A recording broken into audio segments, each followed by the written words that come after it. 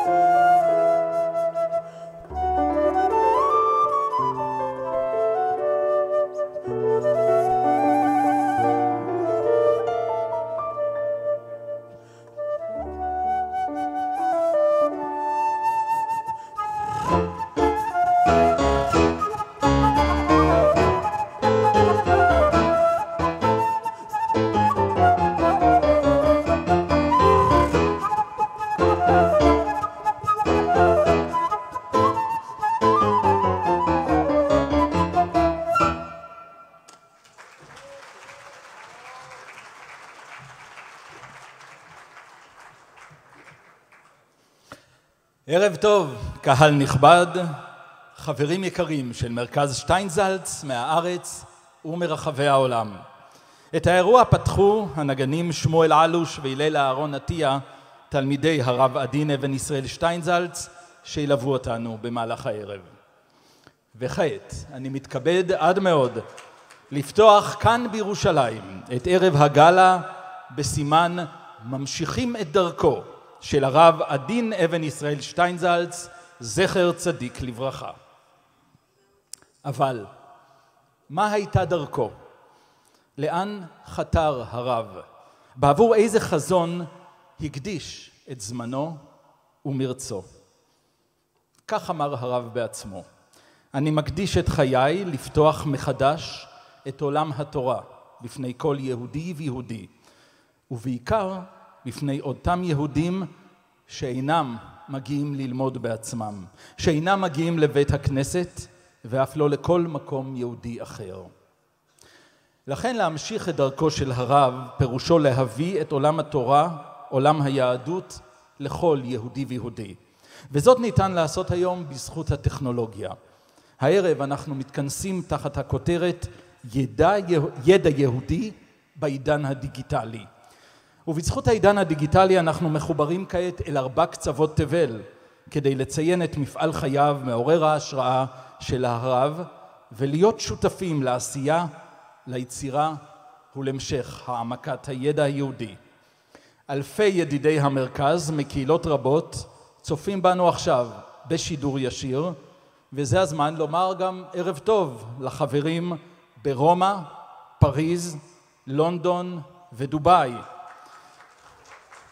נאמר בוקר טוב לחברים שלנו בניו יורק, בשיקגו, בסקוטסדייל ובלוס אנג'לס, וכבר לילה טוב לחברינו בסינגפור ובאוסטרליה.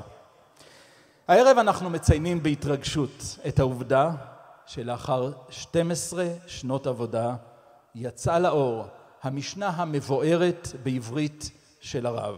זה הפרויקט האחרון של הרב, אשר הסתיים על פי צוואתו על ידי בנו, הרב מני אבן ישראל, מנכ"ל מרכז שטיינזלץ.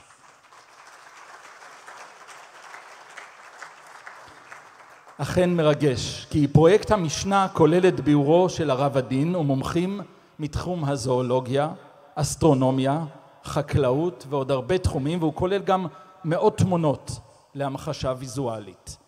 בכך, לראשונה בהיסטוריה של העם היהודי הסתיימה מלאכת הכתיבה והעריכה של הקנון היהודי. מירושלים מופצת לעולם מלאכת היצירה של כל הפירוש המקיף והשיטתי על ספרי היסוד שבארון הספרים היהודי, באופן שהופך אותם לנגישים ומובנים לכל אדם. וזה למעשה היישום המלא של שאיפתו של הרב, אשר בא תמיד לידי ביטוי במשפט שהוא אהב, Let my people know. חברים יקרים, אנחנו משיקים הערב באירוע ההיסטורי הבינלאומי הזה את פרויקט ביאור המשניות והרמב"ם באנגלית. פרויקט שאפתני מאוד, הוא יימשך כ6 שנים, הוא יכלול 13 ספרים, והוא ינגיש את המשנה למיליונים ברחבי העולם.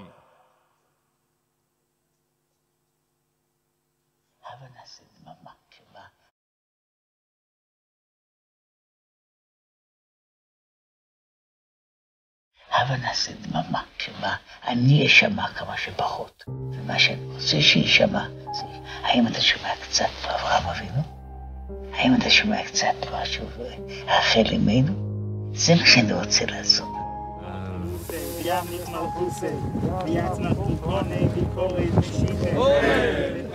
Saying goodbye for the last time to your father, who is not only your father, is the person you worked with in the last couple years. You stand there at the funeral, and the closest people to him, no shame to say that, were his students. And you could see their love, their loss. And for me, it was very meaningful. I lost a father. I think they lost something that is much more than that. It left me with the urgent call that this mission really needs to go on. His main request, the request that remained throughout his days to his last moment, was to continuing his life mission to make the Jewish canon accessible and available for everybody. This is the mission of the Steinsaltz Center. Rabbi Steinsaltz of blessed memory has successfully translated and elucidated the Jewish canon. The rabbi authored more than 130 titles that have millions of copies worldwide. His writings encompass the vast scope of Jewish knowledge. Once in a generation, a voice for future generations. My plans are for the next 140 years. The Steinsaltz Mishnah is a new edition of one of Judaism's most fundamental texts. The rabbi's translation of the Mishnah began 12 years ago and was the last project completed during his lifetime. משנה זה אחד הספרים המסובכים לפיצוח, גם ברקע הריאלי, גם בגלל הרקע הטקסטואלי. בעצם ישב על זה צוות מיומן מאוד. מה שהיה מדהים בעיניי זה החיבור למציאות. הרעיון זה לא להשאיר את זה מנותק. תורה היא לא זה משהו ככה אמורפי באוויר, לא קשור אלינו. אני מאוד הרגשתי את זה אפילו תוך כדי עבודה. The Steinsaltz Mishnah offers clear and concise commentary and grants the learner possibilities for delving deeper into various areas, concepts, halachic rulings, and the realia of topics under discussion. The part that talks about zoology and botanics and history and archaeology and about the different personalities of the people who created the Mishnah, which gives a totally different approach, a totally different view about the Mishnah. This is what makes it so unique, combining the different worlds. Everyone can read it. In bringing Rabbi Steinsaltz's literary legacy to light, we will continue his far-ranging impact on Jewish identity and connection, his everlasting heritage. Keep the Jewish light burning. Come and be partners in this lifelong mission of the Rabbi, translating the Rambam and the Mishnah to bring the Jewish canon to reality. Make it accessible, available, understandable.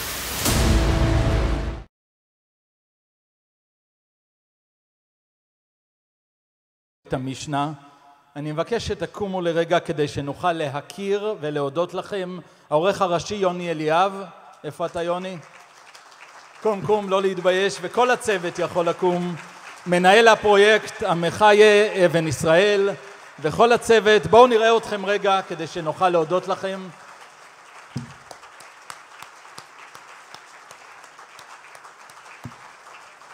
תודה רבה, תודה רבה.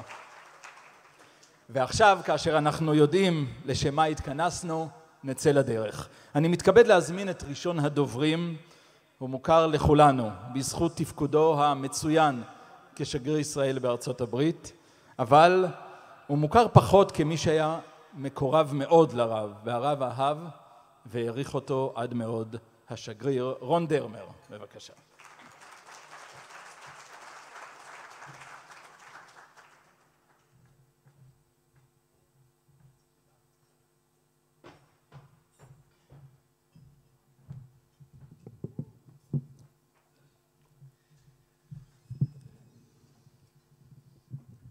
It's better than me following Natan Sharansky, then I really have to. Erev Tov. I want to welcome everyone here tonight, as well as everyone who is watching this event online and around the world. Let me begin by thanking our hosts, Menny and Liz Steinsaltz.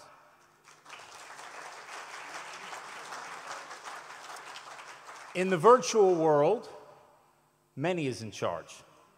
In the real world, Liz is in charge. And she is the person who actually organized this dinner tonight, so let's all give her a round of applause.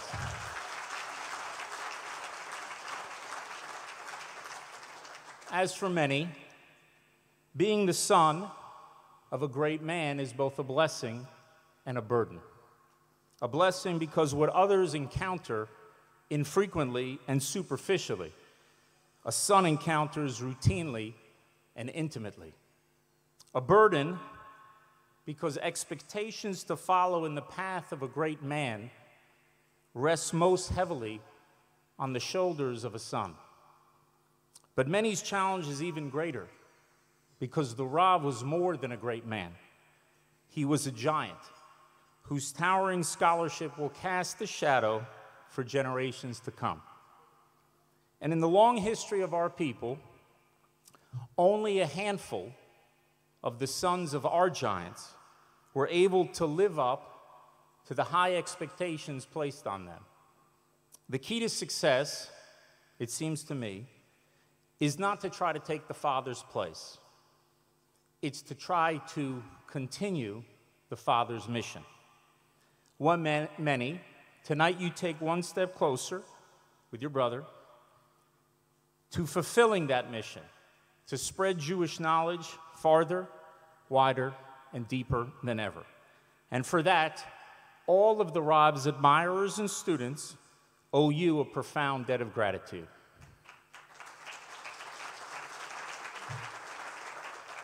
Tonight, we will be hearing from one of those students, Rabbi Alush. In fact, I am told that Rav Steinsaltz considered you to be his finest student. Rabbi, it is hard for me to think of any higher praise.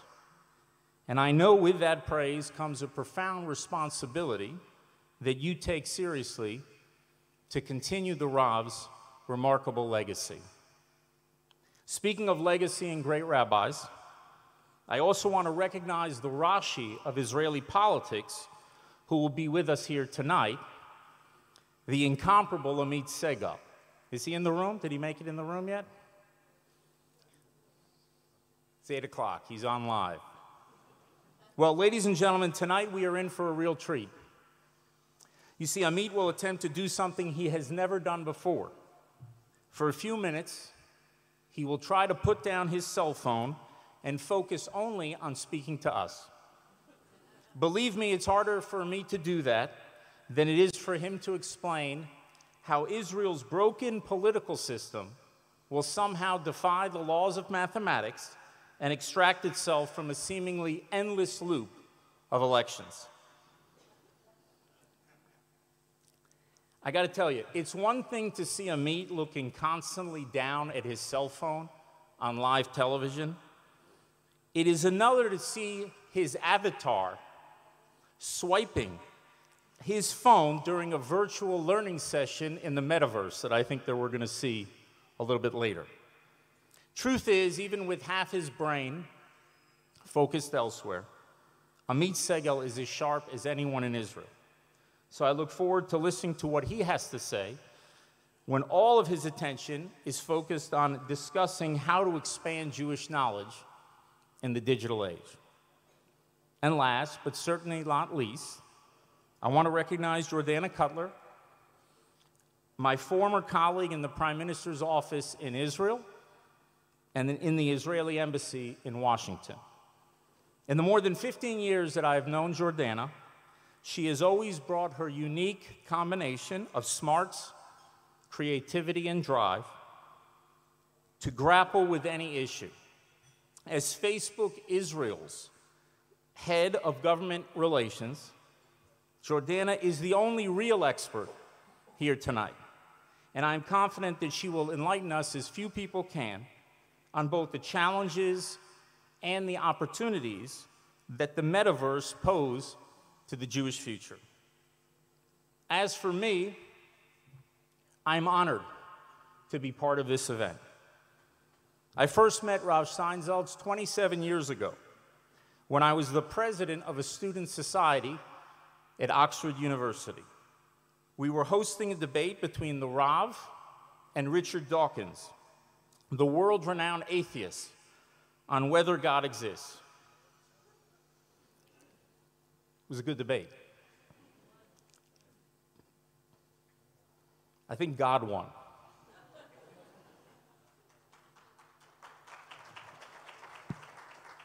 God got a round of applause at a Steinsaltz event. Very impressive.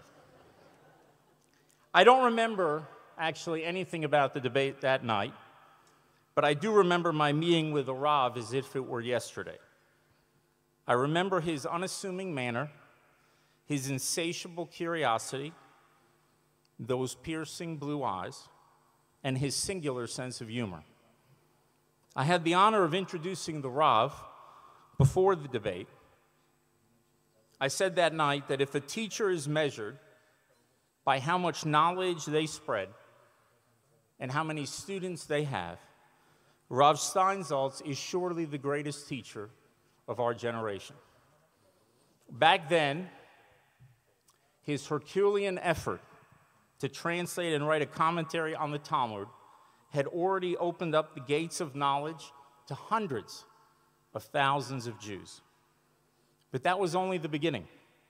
For the next quarter century, the Rav completed his magnum opus, published commentary on other sacred texts, authored more than a dozen new books, gave thousands of lectures, and opened up the gates of knowledge to an entirely new generation of Jews. Despite his passing 2 years ago, The Rav continues to open those gates. Tonight we celebrate the publication of the Steinsaltz commentary on the Mishnah and Rambam in English, as well as the launch of the new Steinsaltz website. This new site will serve not only as a platform to disseminate the Rav's works, but no less important, it will serve as a platform to advance the Rav's mission, to enable our people to know our heritage. Ladies and gentlemen, the digital age is the new frontier in the pursuit of that mission. And I have no doubt that the State of Israel must and will continue to be a pioneer in this frontier. In the last few decades, we have all been blessed by Israel's rise as a global technological power. The Jewish state's capacity for innovation has enhanced our military, economic, and diplomatic power, which has helped Israel achieve peace with 4 more Arab countries. But history shows that even dominant powers that fail to adapt to a new age can rapidly decline and even collapse. New military technologies have made seemingly invincible armies obsolete. New trade routes have left economic empires bankrupt. To thrive as a country, Israel has no choice not only to embrace the digital age, but also to help shape it. The good news is that because we are an innovation nation, Israel is well poised to succeed in that mission. But the question we'll be addressing tonight is whether we will succeed at Rav Steinsaltz's mission, a mission that will enable us to match our power with purpose. The question is whether we can expand Jewish knowledge in the digital age. Some believe that this new age makes that mission easier. After all, knowledge is being conveyed in ever more creative ways to an ever more interconnected audience. In the palm of our hand, we all have access to wonderful videos about Jewish topics for children and fascinating historical documentaries on Jewish history for adults. Reading a magnificent Dvar Torah, listening to a brilliant shir, and watching a world-renowned lecturer is merely a click away from millions of Jews. Never have more Jews had more access to more learning than they have today. On the other hand, some believe that the digital age will only make achieving the Rav's mission harder. They will argue that shorter attention spans and constant distractions poison the soil that makes Jewish learning flourish. They will claim, not without evidence, that the virtual world is more conducive to shallow study than serious scholarship. The side one takes in this debate may depend on one's answer to a simple question. Is technological innovation good for the Jews or bad for the Jews? Perhaps we should look to Rav Steinsaltz for an answer. In an essay he wrote in 1968, when the superpower space race was in full throttle, the Rav weighed in on this very question, commenting on the attitudes of many religious Jews who were fearful of innovations that would help man tame the natural world. The Rav argued that these innovations do not pose a challenge to the power of God. On the contrary, citing the Gemara and the Midrash, which teach us that the work of man is the completion of the work of God, the Rav said that innovation is a consequence of humanity using its God-given faculties to master our world. As we learn, Asher bara Elokim la'asot, God gave us the power to do, to act, to achieve. In the Rav's view, technological achievement is not a challenge to God, but a credit to God, a credit to the creative capacities he gifted to humanity, and a manifestation of the idea that man is created in God's image. At the same time, the Rav argued that the ultimate value of innovation would depend on the use to which it was directed. The problem with the generation that built the Tower of Babel, the Rav pointed out, was not its capacity for innovation, but that it directed that capacity to the wrong purpose. Rather than perfect man, it sought to challenge God. And that is what brought about its downfall and its dispersion. The Rav's essay, written long before the digital age, should be a cautionary tale for all of us. The spectacular innovations we have seen in the past few years are testament to the power of the human imagination and our breathtaking capacity to create new worlds, both real and virtual. But this capacity is morally neutral. Just as a radio can broadcast both music and incitement, just as nuclear power can both light up and destroy a city, the virtual world can be both a blessing and a curse. Its moral impact will ultimately depend on how we choose to use it. There will be some Jews who will be so fearful of this curse that they will avoid this virtual world altogether. They will isolate themselves and cling to the old world with all their might in the hope that this will preserve the values they most cherish. In my view, this attitude must not only be tolerated, it must be respected. For it is hubris for those who blindly embrace the virtual world to assume that we will be able to navigate it in a way that safeguards our values. Only time will tell if we can successfully make that journey. But the history of our people shows that most of us will not wait to find out. Rav Steinsaltz once told me that the Jews were the catalytic element of humanity, the combustible force that sparks change. And throughout our history, Jews have embraced change. That is why, for better and for worse, a disproportionate number of Jews have led and joined the great movements of social change. And that is also why, for better and for worse, a disproportionate number of Jews will continue to lead and join the forces that are ushering in the digital age. So the question for me is not whether the Jews will embrace the metaverse. The question is what Jews will find when we do. Will it be a place where Jewish knowledge inevitably withers, or where Jewish knowledge can also thrive? Will it be a place that only denigrates what Jews hold sacred, or will it provide a virtual space for the sacred?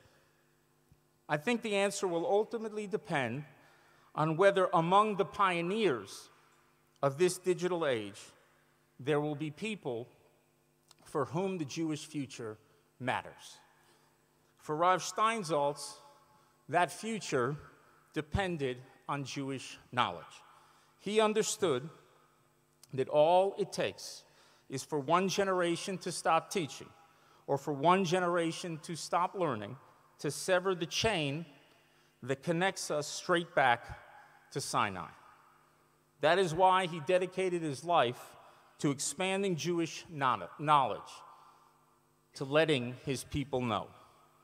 The Rav succeeded beyond imagination, leaving us a body of work that is breathtaking in its scope and in its depth. But all the wisdom he left us will not help if we stop studying it. That is why those of us who were his admirers and students have a special responsibility to ensure that his wisdom is studied by the next generation. a generation that is embracing the digital age.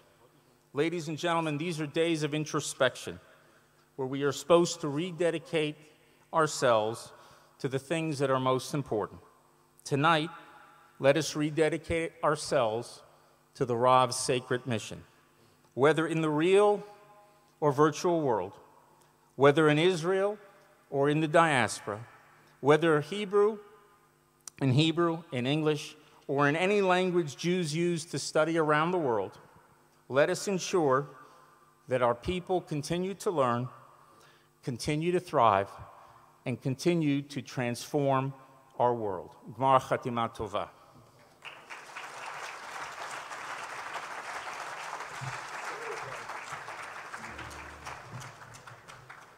Thank you very much, Ambassador דרמר.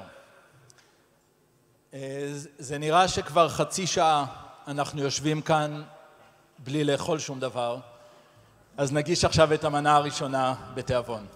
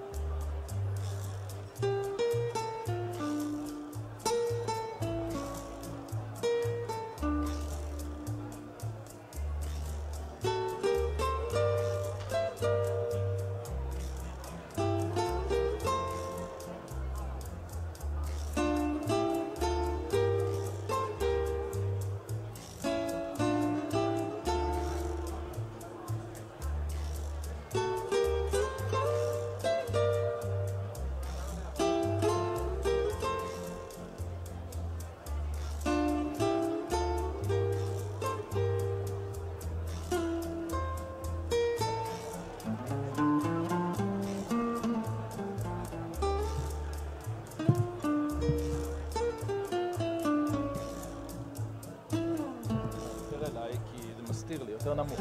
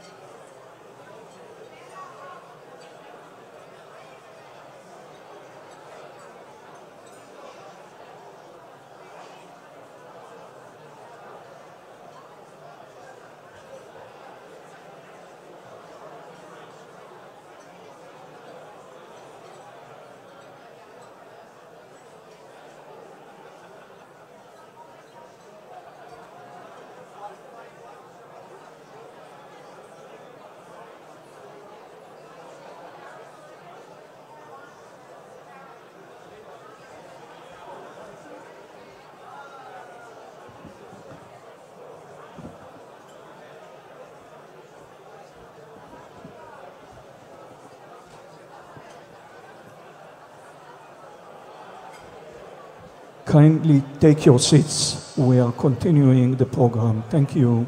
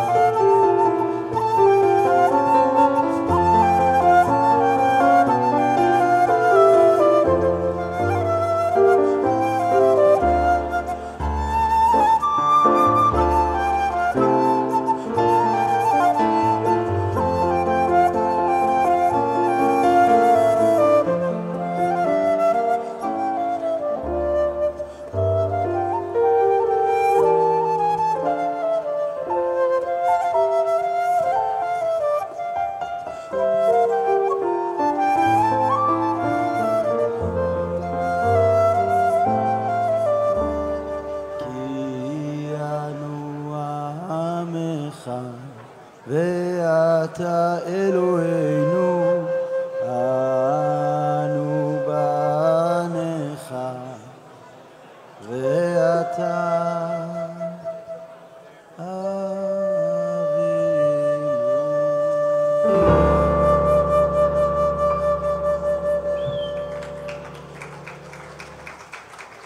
תודה רבה לשמואל אלוש והילל אהרון עטיה שניגנו את התפילה שנישאת בראש השנה וביום הכיפורים כי אנו עמך. אם לא שמתם לב, התחלנו מחדש. חברים, כפי שפתחתי הערב, אנחנו מכונסים תחת הכותרת ידע יהודי בעידן הדיגיטלי. נדמה שהחשיבות של העברת ידע תמיד הייתה בראש מעיינינו, כיהודים.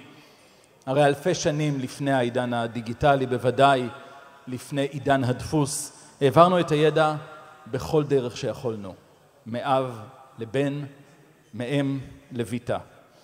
ועד היום, כאשר אנחנו מסובים בליל הסדר, ועוד מעט, בעוד שבוע, כאשר נהיה מתחת הסכך בסוכה.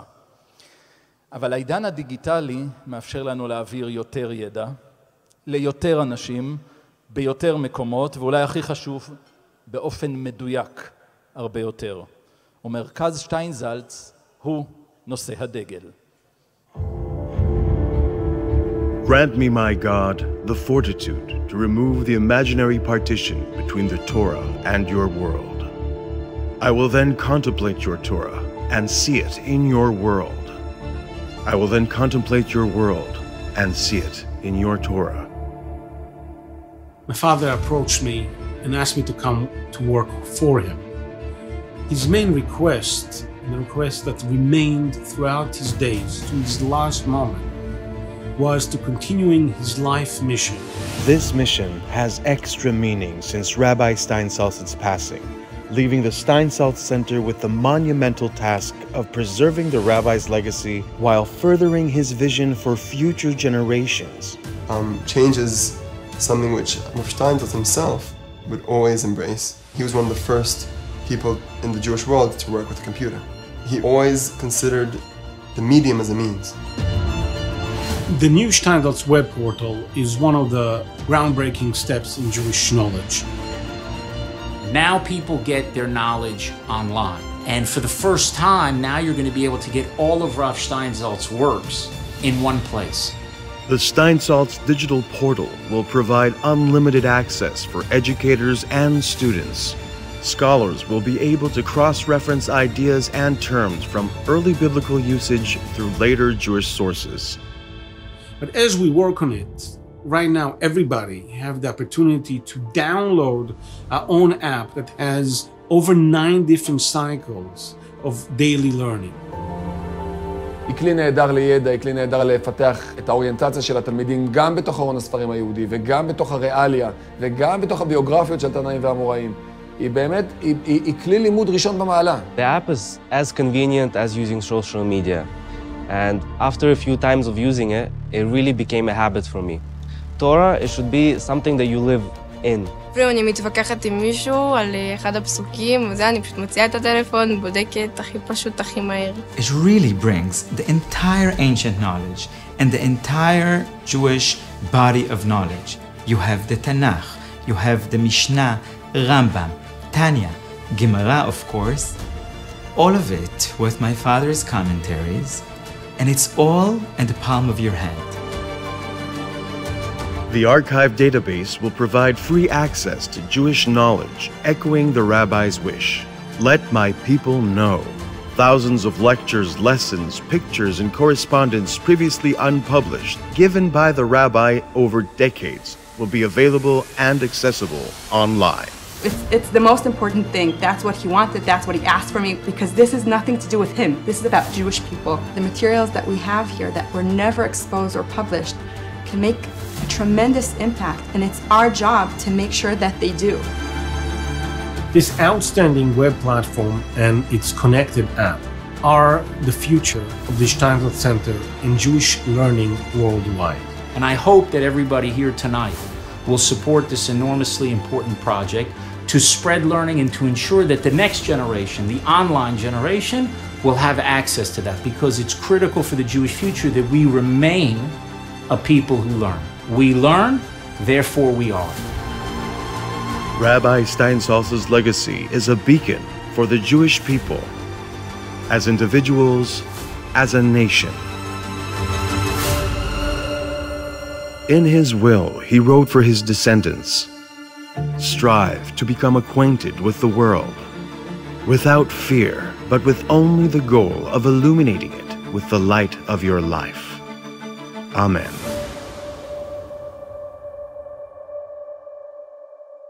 Let my people know.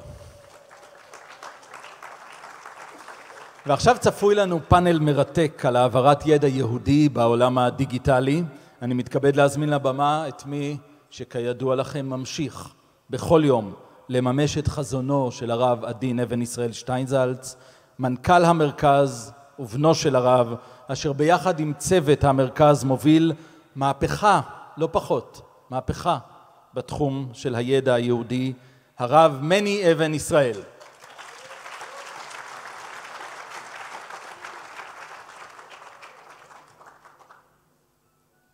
אתה יכול לקפוץ אם אתה רוצה.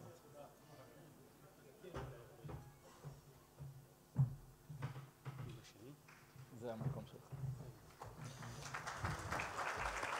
הצטרף אליו בוגר הישיבה התיכונית מקור חיים של הרב בגוש עציון, מי שמוביל את קהילת בית תפילה בסקוטסדייל, אריזונה. שם הוא מתגורר עם אשתו ו10 ילדיהם, הרב פנחס אלוש.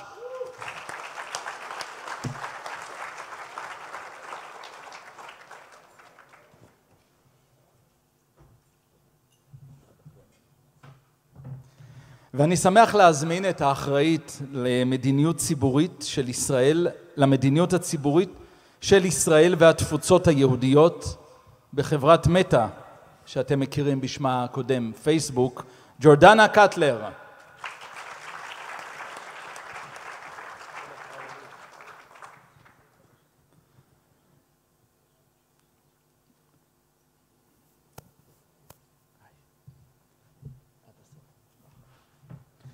והמנחה של הפאנל, הפרשן הפוליטי הראשי של חדשות ערוץ 12, כלי התקשורת הפופולרי והמשפיע ביותר בישראל, ושל ידיעות אחרונות, העיתון הנמכר ביותר במדינה, ומחבר הספר רב המכר, סיפורה של הפוליטיקה הישראלית. קבלו את עמית סגל.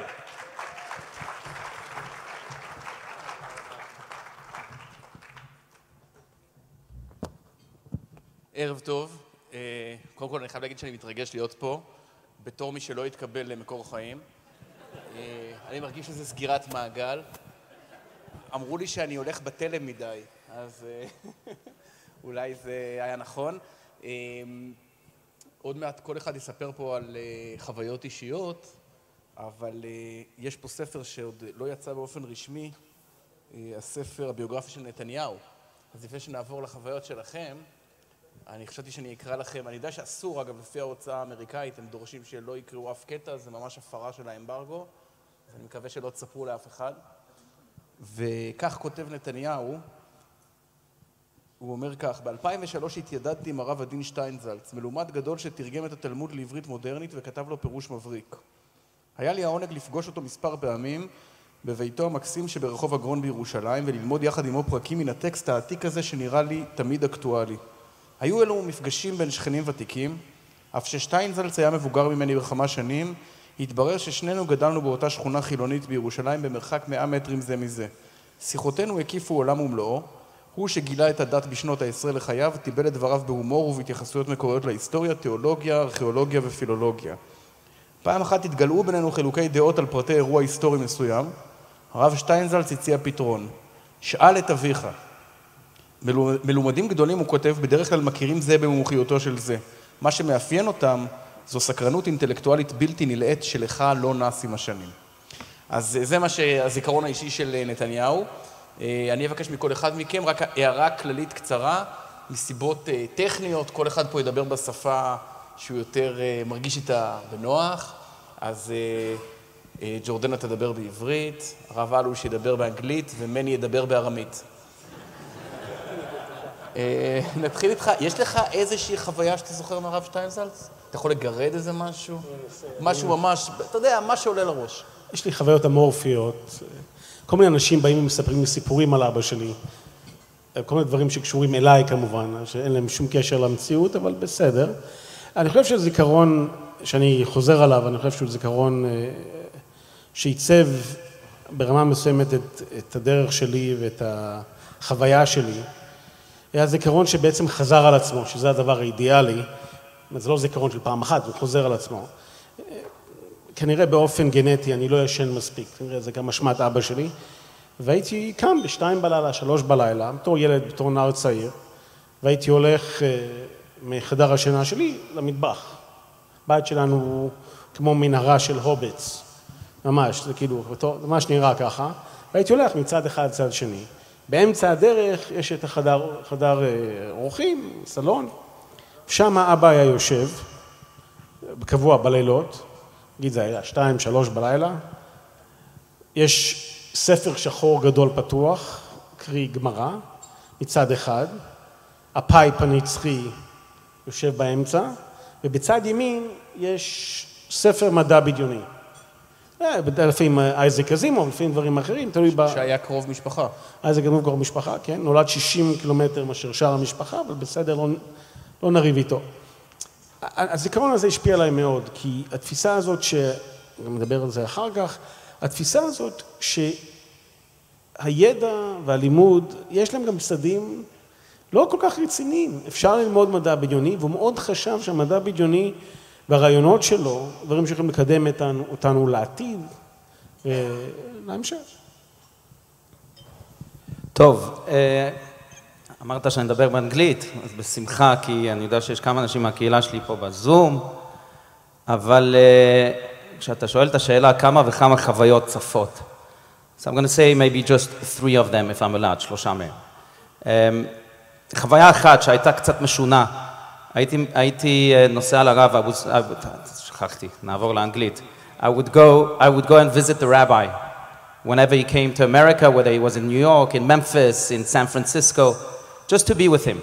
And I remember being with him in Manhattan and walking with him in Times Square. Now, if you've been to Times Square, you know that they give out flyers and brochures that shouldn't be described in this room, in this forum. But Rabbi Steinsaltz is grabbing onto every flyer and every brochure. And at the end, I'm asking him, Rabbi, what are you doing? And Rabbi Steinsaltz says to me, I'm gathering these flyers. I says, yes, but you don't need them. Rabbi Steinsaltz says, you're right, I don't need them. But these people need me to take them. You see, I know how it works. They get 1,000 flyers to give out, and after they give out 1,000 flyers, they get their pay. So why not help a stranger get his pay a little bit quicker? And it marks me because here was a man whose head was in the heavens, but his feet was rooted on earth. That's one. 2, I remember also very, very vividly his humility. And I could go on and on with many anecdotes, but 2 quick ones. One of them is when this woman from my community came to see him in New York, name is Eileen, says, Rabbi, I just read that you're once in a millennium scholar. That's what the Time magazine called you. How does it feel to be like that? Rabbi Steinsaltz says, I don't know, but when I get there, I'll let you know. I also asked him once, what is your favorite book? You have so many.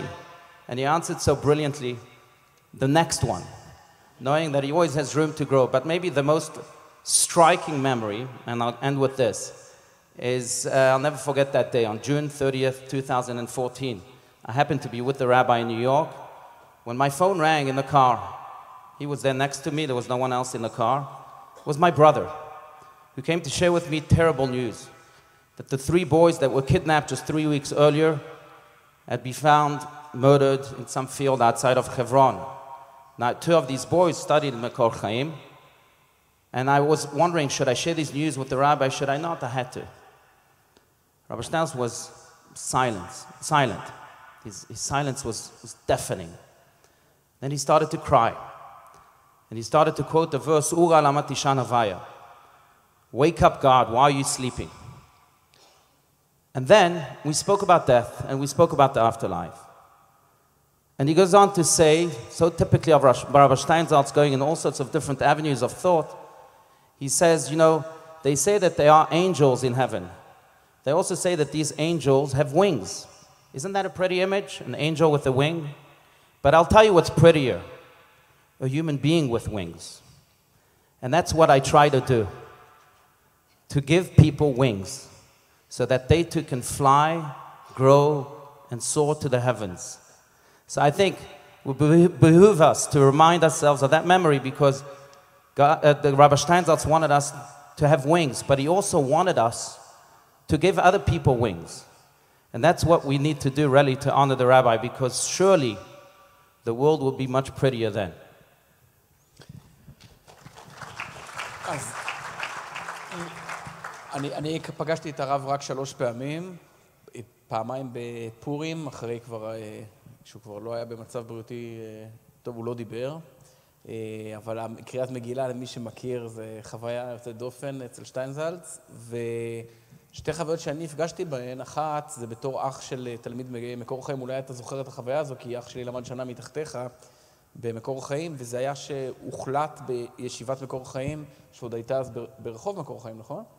לערוך יום זיכרון לדמות יהודית מוכרת מאוד, שהטביע את חותמה במחשבה, בפילוסופיה, ג'ון לנון. אז זה היה ממש יום זיכרון לג'ון לנון, וזה כמתבונן מהצד, במיוחד מי שלמד בישיבת נתיב מאיר, שהיה אולי הדוגמה המובהקת ביותר של איך לא, זאת אומרת, לא משנה, לא ניכנס עכשיו, אבל 180 מעלות ממקור חיים, אז זה היה באמת דבר שהיה בלתי unheard of. והדבר השני הוא, בנתיב מאיר, שבכיתה ט' כל תלמיד קיבל את הגמרא שלומדים, והיא הייתה כמובן עם צורת הדף, ואחר כך עוד 600 עמודים של כל מיני פירושים שמעולם לא הגענו אליהם, ואז אחד התלמידים הביא את הפירוש של הרב שטיינזלץ. והרם, שהיה אז בחור בן 28, הסתכל על זה בבוז, ואמר, זה משהו שאפשר אולי לקרוא אחרי 10 שנים בישיבה הגבוהה. כאילו עד אז זה מין איזה קביים כאלה, לא תלמד לשחות אף פעם אם תהיה עם המצופים של שטיינזלץ. ודווקא על הרקע הזה אני רוצה לשאול אתכם, או נדבר על קושי שכל אחד חווה בלימוד, אבל לדבר על המהפכה הזאת שמתחוללת. והמהפכה מתחוללת במשהו שהוא לכאורה מאוד מאוד טכני, כאשר הפירוש של שטיינזלץ מציע את צורת הדף. לכאורה אירוע טכני לחלוטין, מי שמכיר את ההיסטוריה יודע שדפוס האלמנה והאחים רם, אין בזה קדושה. זה היה ממש עימוד, זה יכול היה להיות כך ויכול היה להיות אחרת.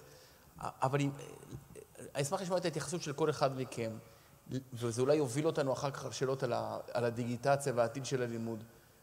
אומרים תמיד שהמדיום הוא המסר. מה היה האירוע שגרם לרם שלי ולשורה של רבנים ואנשים להזדעזע כל כך מהעובדה שפתאום התלמוד נגיש? ולא רק שהוא נגיש, רחמנא ליצלן, הוא גם לא הצורה שלמדנו אנחנו, אבותינו ואבות אבותינו.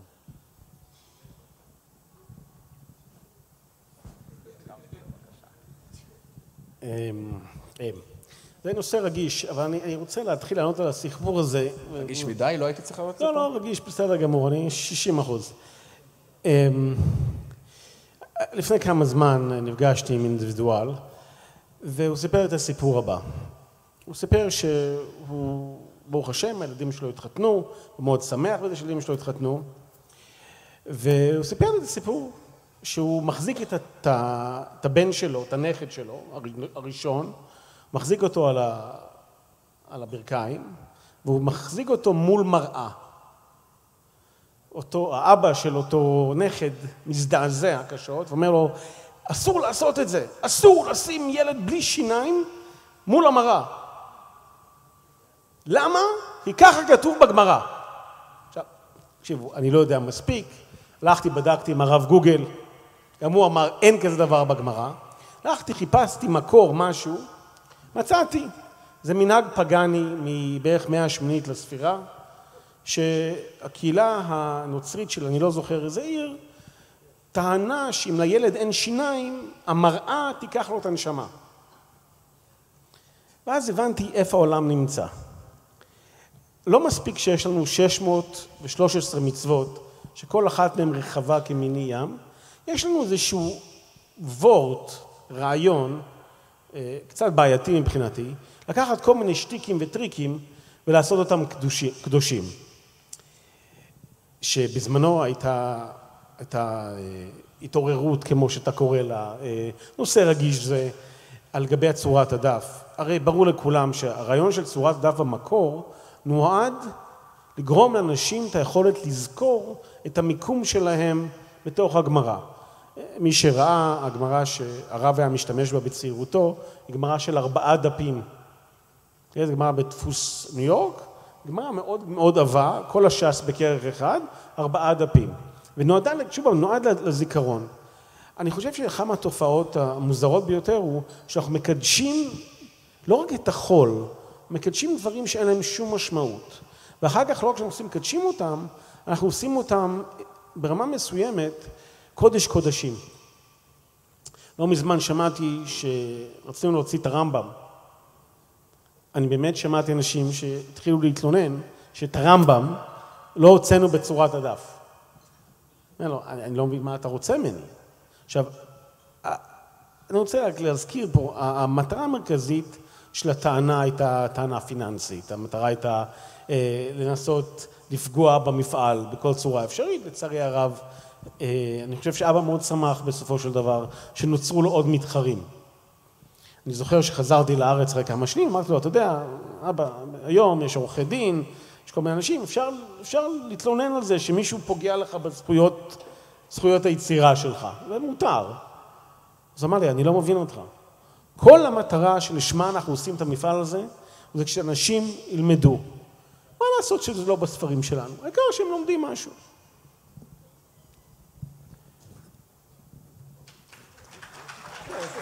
אגב, בישיבה של שטיינזלץ למדו גמרא של שטיינזלץ? הרב דוב זינגר פה. אני בקושי למדתי בישיבה, הוא יעיד על זה, אבל אם אני זוכר נכון, לא, היה אסור ללמוד מהגמרא של שטיינזלץ. למה? או שהיה מותר. היה מותר למבחנים, מבחן 101. למי שלא למד, אבל למה? בוא נזרום עם זה, למה? לא, הרב שטיינזלץ רצה שאנחנו נדע גם כן לפתוח גמרא וילנה, ושנוכל להבין אותה. זה כמו הבדיחה, מי הראשון שלמד גמרא עם רש"י? מי הראשון שלמד חומש עם רש"י? אבא של רש"י, הוא למד איתו חומש. אבל אוקיי, אז למה לא בעצם? כי הוא רצה שילמדו... כן, אבל צורת הדף השתנתה. אני לא... לפי דעתי, כי הרב היה אובססיבי בלהנגיש את התורה לכל אחד ואחד. ואם למישהו הפריע צורת הדף, אז הוא היה מוכן לשנות, כל עוד זה לא נוגד את ההלכה. ואגב, אם אני לא טועה, והמשפחה פה יכולה בבקשה גם כן לתקן אותי, אבל הרבי מלובביץ' דווקא עודד אותו מאוד. אני גם חושב שהרבי מלובביץ' קצת עזר לו לעצב את צורת הדף, אבל הרב שטיינזלץ בענוותנותו ובחסידותו הסכים לספוג את כל האש, ולא לומר אף פעם, תלכו לרבי, תלכו לרבי. כמו חסיד אמיתי. אבל בוא נזכור שגם הרבי מלובביץ' הסכים, לא רק הסכים, גם ייצב את הדף, שזה דבר גדול. ולכן אני גם לא כל כך מסכים עם ההנחה של השאלה, שיש פה זה כנגד זה. לא חושב שאפשר להשוות את הרבי מלובביץ', את הרב עדין שטיינזלץ, לאנשים אחרים שהתנגדו לזה. אבל זה רק דעתי. ג'ורדנה, בעצם את בחזית, בפייסבוק, מטה, בחזית הפחד של אנשים משינוי. מה האירוע שמניע אנשים מהפחד הזה? מהפחד של לצעוד צד, שהם יפלו לתהום? קודם כל, אני חושבת שזה מאוד מרתק שאני יושבת פה על הבמה. זה לא מובן מאליו. ואני חושבת שעם השאלה צריך להודות למרכז שטיינזלץ שהזמינו אותי, וגם עבדו איתנו עם חברת מטה מראש, לחשוב על הנושא של הערב הזה. איך לחשוב על העתיד של לימוד בעידן דיגיטלי. ואיך שאנחנו רואים את התפקיד שלנו בדבר הזה, ודיברנו קצת בהתחלה על עידן הדיגיטלי, המטאברס, כל מיני דברים, אולי אנחנו מבינים מה זה, לא מבינים מה זה, איך אנחנו כחברה יכולים לעזור לאנשים להבין מה זה הטכנולוגיות האלה. כשאומרים פייסבוק, אנשים חושבים פייסבוק, ניוז פיד, פוסטים, מדיה חברתית. אבל כשאנחנו חושבים על העתיד של האינטרנט, זה לא אומר פייסבוק, אינסטגרם, וואטסאפ, הם כולם הפלטפורמות שלנו והם אחלה, אבל אנחנו מתחילים לחשוב מה יהיה העתיד. לא רק איזשהו פלטפורמה אחת, אבל איך ייראה האינטרנט. וכשאנחנו אומרים את המילה מטאברס, אנחנו חושבים על העתיד של האינטרנט, מה זה אומר. הערב דיברנו על האתר אינטרנט, על האפליקציה, והשאלה איך יהיה השילוב בין העולם הפיזי, שבו אנחנו יושבים פה, יש לנו גם, אמרנו, כמה מאות אנשים שמסתכלים בזום. מה אם הם היו יכולים לשבת איתנו, להיות פה בשולחן, פה בצד? היינו יכולים לראות אותם, הם רק מסתכלים עלינו ואין פה שיח. כשאכלנו את המנה הראשונה, לא דיברנו איתם, אני מקווה שהם אכלו בבית, אבל כשאנחנו חושבים על הפחד הזה, צריכים לחשוב מחוץ לטלפון שלנו. צריכים לחשוב מה יהיה האינטרנט מסביבנו ואיך אפשר לשלב את האינטרנט שאנחנו מכירים היום עם האינטרנט שיהיה בעתיד. אוקיי, אבל אני שואל אפילו מעבר לזה. הרי בבסיס ההתנגדות עומד פחד. והפחד, בוא נגיד את האמת, הוא פחד מוצדק. כשהתורה בעל פה נכתבה, זה שינה שינוי רדיקלי מאוד את היהדות. כשהחל הדפוס, הוא שינה שינוי רדיקלי כל דבר בחיים שלנו. כשהחל הפייסבוק, היא שינתה את הפוליטיקה שלנו, את התרבות, את הקניות. כשאנשים רואים מולם דף חדש, באיזה מובן לדעתך הם מפחדים מהשינוי? תמיד מפחדים משינוי. ואז השאלה, וכמו שהשגריר דרמר אמר בדברים שלו, אנחנו צריכים לחשוב איך ייבנה ביחד את העתיד. ואז זה פחות פחד ויותר בשליטתנו. כי בעיניי, אם אנחנו רק יושבים בצד ואומרים, אוקיי, יש דיגיטיזציה, יש עתיד של האינטרנט, יש אבטרים, יש מטאברס, יש מדיה חברתית, זה מחוץ לשליטה שלנו. אבל עכשיו אנחנו מדברים על טכנולוגיות בעתיד, שיהיו בעוד 10 שנים, בעוד 20 שנה, אז אנחנו יכולים לחשוב מה אנחנו רוצים לעתיד של הילדים שלנו. ואז זה פחות מפחיד, כי אני יכולה לייצב מה שאני רוצה לילדים שלי, איך הם ישתמשו בזה, אנחנו יכולים לשלוט. כשהסתובבתי הערב, הסתכלתי, ואני לא רוצה להגיד איך אני חושבת הגילאים של האנשים פה בחדר, סליחה מראש, אבל אין פה צעירים, אין פה ילדים בני 15, אין פה בני... סליחה, יש, אני מתנצלת, אתה נראה ממש מבוגר. אין פה ילדי בר מצווה, אבל הם העתיד שלנו, ואנחנו צריכים לחשוב איך יהיה העולם שלהם בעוד 30 שנה.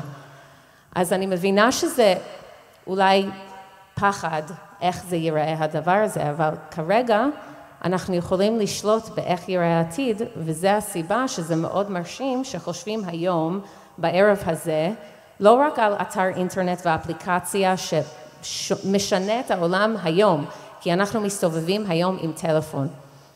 בעבר היינו חייבים מול הדסקטופ מחובר בקיר, עכשיו מסתובבים עם הטלפון. אבל מה יהיה בעתיד? זה לא יהיה רק בטלפון, זה יהיה במשקפיים שלנו, זה יהיה מולנו באוויר, זה יהיה באנשים שיושבים פה בשולחן, אבל הם באמת לא פה פיזית, הם יהיו פה וירטואלית, ואנחנו יכולים לייצב איך אנחנו רוצים, ואז יהיה פחות מפחיד בעיניי, כי אימא גם. אז בואו נדבר באמת על הנראות של הדבר. בעצם במבדר הבא עד היום, כשזוג דתי מתחתן, אז החם והחמות קונים סט של גמרא, וכל ספרייה כאילו נפתחת מדף עליון תלמוד בבלי, כל אחד בסט שלו, שולחן ערוך, משנה ברורה, יש בעצם טייפקאסט כזה. אבל אנחנו עוברים שינוי מאוד רדיקלי, שבעצם הספרים האלה נדרשים, בוא נגיד את האמת, רק בשבתות. כי בשאר הימים הכל in the palm of your hand. עכשיו השאלה היא, או במשקפיים, בקרוב, האם השינוי הזה מספרים פיזיים, שבהם אתה מסתכל בספרייה ורואה האם כמו פרס, הוא היה שם ורק הוא היה קורא את הכריכות, סליחה,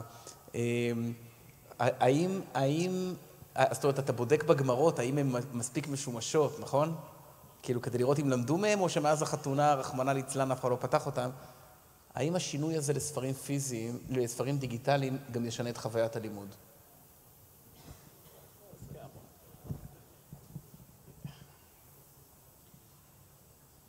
דבר ראשון, אני רוצה להסביר שאנחנו שדרגנו את הבקשה מהחותנים. היום קונים את כל הקאנון היהודי, גמרא, משנה, תנ"ך, רמב"ם, נתניה.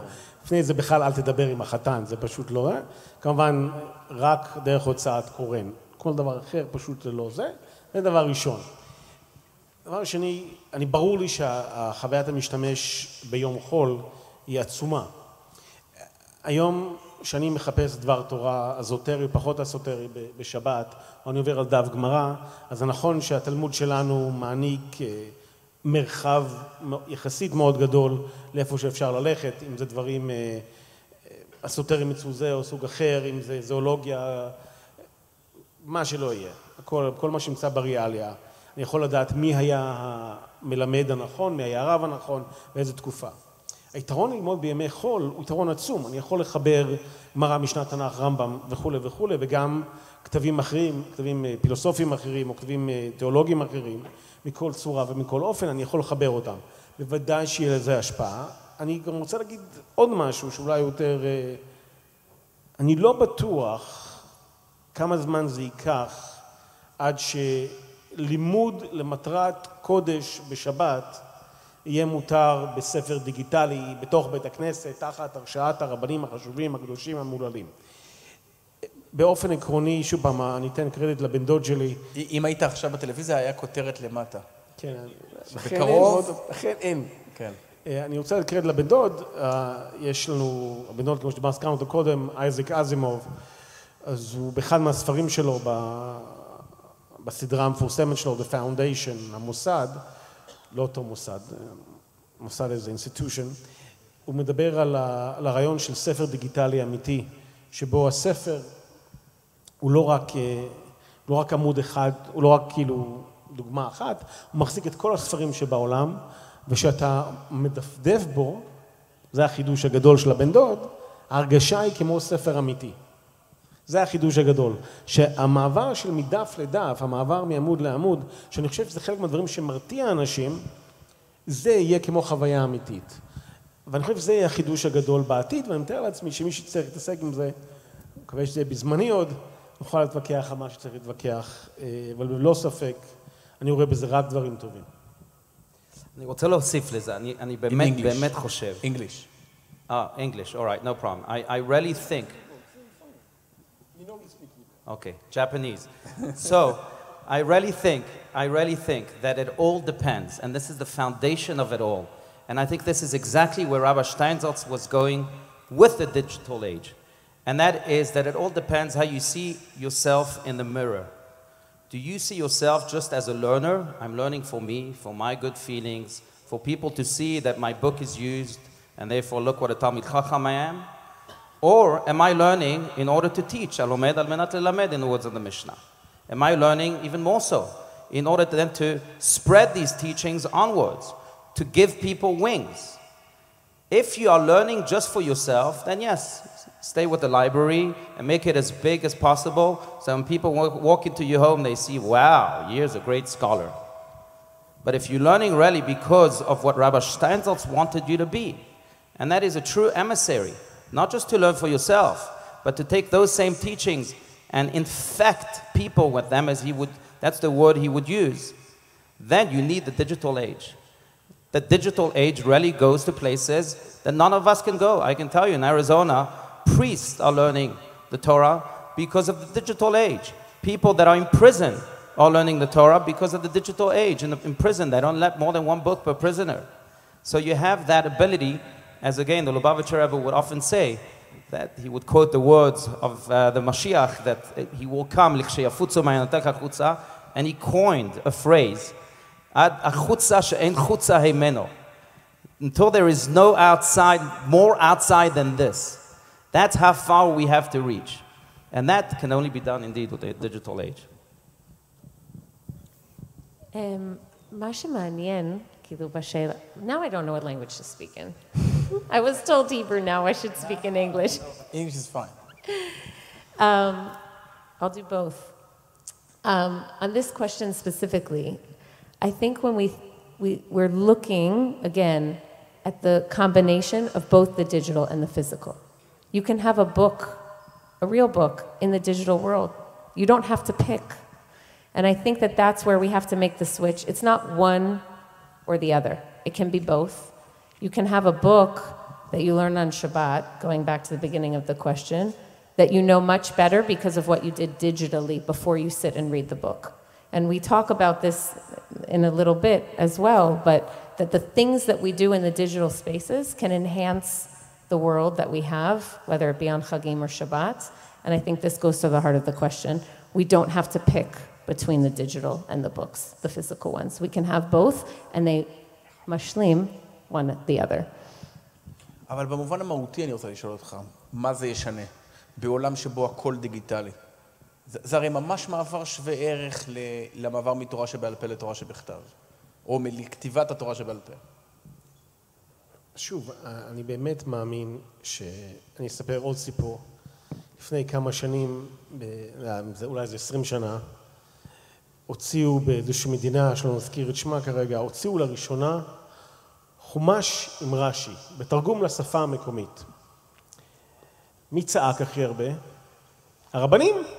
באו הרבנים ואמרו, אני לא מבין, אתה הורס לי את הביזנס. עד היום חומש אמרה שהיה הפריבילגיה של הרב. עכשיו כולם יכולים לקרוא את זה, מה אתה עושה? אבל אני חושב שזה דבר מאוד חשוב על העולם הדיגיטציה. בוודאי זה ישנה את מה שאנחנו עושים. אין לי ספק בזה. היכולת היום של, אני חושב שזה גם יכולה חלק מה שדיברנו קודם, על הרתיעה מדברים. חלק מהפחד של אנשים זה, שאני נותן להם יותר מדי ידע, אומייגאד, הם יעשו משהו עם זה. הם אולי יתחילו לשאול את הרבנים, זה אתה, ישאלו אותם שאלות אמיתיות. התחילו לשאול שאלות רציניות. אתה אומר לי כל מיני דברים שהם מנהגים ומנהגים. מה עם השאלות האמיתיות? יש שאלה בגמרא שכבר אף אחד לא מתעסק איתה, למשל, אנחנו עושים חזרת השץ. אני מאוד מפחיד אותי הטקס הבא הדתי שיש לנו, שקוראים לו יום כיפור, אחד מהימים הכי אהובים עליי בשנה, באמת ותמים. ואתה מגיע לבית הכנסת, לא משנה איזה מחזור אתה משתמש, באמת לא משנה. נדבר בין 300 ל-500 עמודים של טקסט. הפאניקה שלי מסיבית. קשה לי לקרוא כל כך הרבה טקסט, במיוחד שאני מבין רק את חלקו, ואין לי כרגע את האמצעים הטכנולוגיים להבין את זה כמו שצריך. ואני חושב לעצמי, הרי למה אני עושה? הרי כולנו יודעים עברית, כולנו יודעים את הטקסט, למה יש חזרת השץ? עכשיו, זה ברור לי שמגיע למוסף, יום כיפור, הרב צריך לדרוש לפני, 10 הרוגי מלכות, אני יודע איך זה עובד, מכיר את התיאוריה. אבל ברמה אמיתית, אני חושב שהידע המונגש, שכבר אנחנו מנסים לעשות אותו, ייתן לאנשים בכל מקום שהם את הכוח לדעת באמת. אני חושב שבאמת זה מה שאבי עליו השלום רצה. Let my people know. לא שהרבנים ידעו עוד פעם, לא שהגאונים ידעו, אלא באמת שכל אחד ואחד ידע לעצמו, וכמו שהרב פיני אמר, הוא יהיה באמת השליח להעביר את זה הלאה. ואם נצליח לעשות את זה, אז באמת, שוב אני חוזר למה שכבוד השגריר אמר, אנחנו נהיה, we learn before we are. זה מה שאנחנו. אנחנו עם שאמור ללמוד ולדעת. בואו נכניס את הסדר. ג'ורדנה, אני מפנה את זה לכולכם. האשליה שהייתה כשהחלו הרשתות החברתיות, וזו שאלה שתקפה גם ללימוד, הייתה, הרי אם היו אומרים לכל אחד מאיתנו לפני 30 שנה, שיהיה לו בכיס של הטלפון מכשיר ששוקל 4 קילו, ובאמצעותו באמצע פאנל משעמם, אפשר ללמוד ממש בחינם ובלחיצת כפתור סינית, או להתעדכן במה שקורה עכשיו בקצה העולם, או לראות לוויתנים בקוטב. אז היינו בטוחים שכולנו נרחיב אופקים, אבל האמת היא שמה שזה גרם, לפי כל תפיסה, אולי תתווכחי איתה, זה להצרת אופקים, להתקבעות שלנו בדעות, לחרדה גדולה. זאת אומרת, לא השתמשנו בצינור המידע העצום הזה בתור כמו המוביל הארצי שמוביל מים לנגב הצמא, אלא כמו שיטפון אדיר שמציף אותנו וגורם לנו לרצות לבנות סכרים. האם הלימוד, האם ההצפה של המידע לא תגרום אותו דבר? תגרום להעמקת הפער בין אלה שכבר יודעים והשתמשו בזה כדי לדעת יותר וללמוד יותר, לבין אלה שפשוט יראו בזה איזה ערימת מלל שהם לעולם לא יתגברו עליה. שאלה מאוד טובה, אבל חשוב גם שאנחנו חושבים על אינטרנט או אפליקציה או על search, שיש גם שליטה, כאילו, אני לא באתי להצדיק מה זה פייסבוק ואיך ייראה כאילו הרשתות החברתיות, לזה לא באתי הערב. אבל אנחנו יכולים גם לחשוב שבכיס, כאילו את הטלפון, את המחשב הקטן שיש לנו, אפשר גם, ודיברנו המון על האפליקציה של המרכז, לשלוט במידע. אז יש דרכים, כאילו, זה לא הכל פתוח ואין דרך לשלוט על המידע שאנחנו רואים. כמו שבפייסבוק אפשר לשלוט על מה שאתם רואים בפיד, ואפשר, גם אפשר דרך אתרי אינטרנט וחיפוש ואפליקציות, להבין מהרבנים שלנו, מהמורות שלנו, מהמנהיגים בקהילה שלנו, להבין איפה המקורות מידע הנכונים. וזה היה תמיד גם לפני העידן הדיגיטציה. תמיד היו רשתות ברדיו, בטלוויזיה, בעיתון, עם דעות שונות, והיינו חייבים לשאול האם להאמין לזה או לזה. וזה היה גם לפני המחשב, פשוט אולי בכמויות פחות גדולות, אבל עדיין היינו צריכים לבחון מתי זה מידע כוזב, מתי זה מידע אמין, וזה אותם שאלות רק בעידן הדיגיטציה. אז אני חושבת שזה מאוד קל להגיד שהכל חדש ואנחנו עם כל כך הרבה מידע שאי אפשר לדעת מה לעשות איתו, אבל זה אותם שאלות פשוט בסקייל יותר גדול. אז זה חדש ולא חדש באותו רמה. זה מזכיר לי אנקדוטה קטנה. לפני כמה שנים הייתי עם הרב, אנגלית או עברית? ערבית, טוב. הייתי עם הרב בסן דייגו. הוא היה מוזמן, אם אתה זוכר, ל-ASA, American Scientist Association. בתור מדען, לא בתור רב. והוא היה צריך לדבר בפאנל על the life of the mind, החיים של המוח. של הראש, של המוח, המיינד. אז הוא עלה לבמה אחרי שישה מרצים, וכהרגלו בקודש, קודם כל הוא נכנס במרצים קצת, הוא הסתכל עליהם, הוא אמר, אני לא מבין, לכל אחד מכם היה פה PowerPoint presentation, ואתם קוראים את המילים של ה-PowerPoint presentation, וחוזרים עליהם, אנחנו יכולים לקרוא, אתם לא צריכים להאריך את הזמן ולקרוא את מה שכבר כתוב.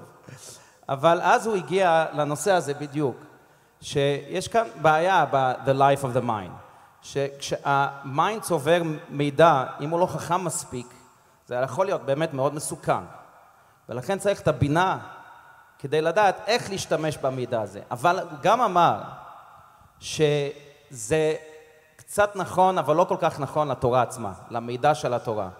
ואז הוא הזכיר את הירושלמי, שהוא היה מזכיר הרבה, שבתורה יש כל כך הרבה כוח של קדושה, שאנחנו מאמינים שכשיהודי קורא תורה, לומד תורה, המאור שבא יחזירו למוטב.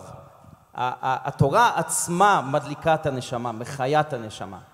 ולכן אני חושב שגם הוא אמר לפני כמה וכמה שנים, שהמטרה שלו זה לא רק let my people know. המטרה שלו זה גם כן להחיות את האנשים, דרך הידע. גם אם הם לא מבינים. המטרה שלו זה לא let my people know. שיש ערך גם ללימוד, גם אם אתה לא לגמרי עד הסוף מבין. יש לו ערך אי שם בעולם. בלימוד התורה. ראיתי איפשהו משל יפה לזה, שנכון אנחנו תמיד נמצאים אתם יודעים מה הפער בין הרגע הכי משעמם ביקום לרגע הכי מעניין? זה במסיבת סוף שנה בין זה שהילד של מישהו אחר קורא קטע לבין זה שהילד שלך. נכון? לרגע לפני זה משעמם, אתה כלוא באיזה חוויה עם 30 ילדים, ואז מגיע שלך, אתה מצלם, שולח, בטוח שזה דבר הכי מדהים. עכשיו, למה אתה כל כך מתרגש במסיבת סידור? הרי רוב הילדים לא מבינים, חוץ משלי, אבל רוב הילדים לא מבינים, נכון? אתה אומר, כי הם בעצם אומרים משהו, מישהו אי שם מבין, אז אולי זה קצת... בדיוק ככה, בדיוק. לתורה יש, הרי אפשר באמת לדרוש על זה, אני לא מתכוון לזה, אבל אנחנו לומדים משהו שאנחנו כבר מכירים.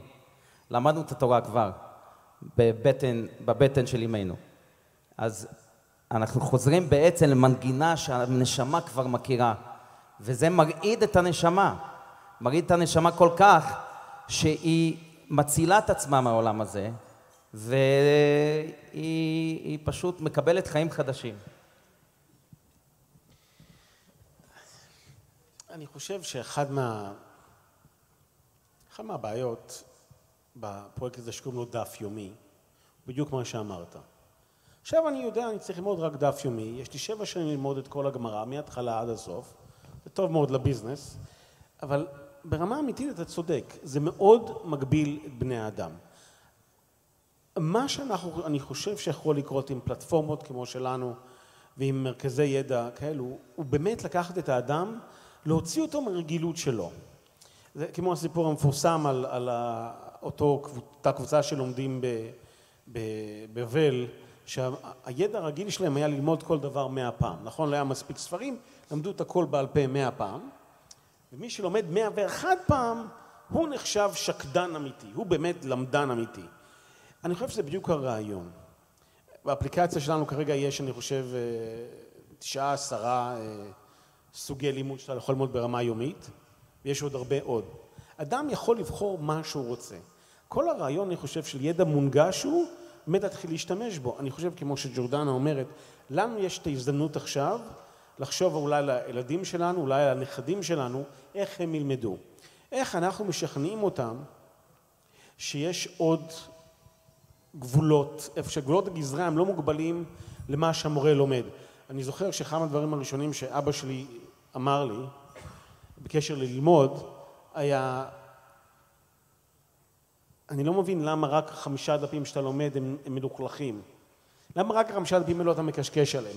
מה אם על דף מספר 45? מה, לא עניין אותך? או כמו שילד לומד לפעם הראשונה, לומד את הסיפור של, צורך העניין, לומד את הסיפור של סיפור החלומות של יוסף. והמורה נגמר לו הזמן. כל הרעיון של אבא שלי היה, כן, תהפוך את הדף, תלמד גם מה שקרא את הסיפור, תקרא את הסיפור. לפעמים המורה לא שמה ויש לך אחר כך דמיון מודרך על מה הסיפור קרה ומה לא היה ומה כן היה. אבל זה היה הרעיון. אני חושב שחלק מהעניין שהרב הכניס את כל הריאליה מסביב, בוודאי לילדים כמוני עם הפרעות קשב וריכוז מקסימליות, זה נהדר שיש לך לאן לפנות. יש לך תמונה מימין, יש לך תמונה משמאל, נחש, דרכון, חתול, לא מה שהרב אהב או פחות אהב, אבל יש לך משהו בצד לפנות אליו, זה מרחיב את האופקים. כמו שאנחנו יודעים היום, אתה מדבר עם רוב בחורי הישיבה, הם לומדים 7-8 מסכתות. אתה פותח בפניהם גמרא, בלי פירוש, פתאום הוא נתקע. הוא לא יודע באמת איך ללמוד, כי הוא לומד רק את 8 מסכתות האלו. דווקא מלימוד בגמרא שטיינזלץ ובהוראי, באמת ההיקף הגדול של כל הדברים, דווקא מתוך זה אתה יכול להגיע לכל מקום אפשרי. דווקא מתוך זה אתה באמת יכול להגיע למצב שיש לך אין סוף. המטרה שלנו היא לנסות להגיע למצב שבו אנחנו לא מגבילים את האדם, אלא הפוך, מתוך כל הידע הזה יוצא החוצה. טוב, מתקרבים לסיום ויש לנו עוד איזו הפתעה היסטורית, צריך להגיד, ממש. אז רק אני אשאל אותך לסיום, איך מרכז שטיינזלץ רואה את הלימוד בעתיד? אם נלך עכשיו 50 שנה קדימה, 100 שנה קדימה.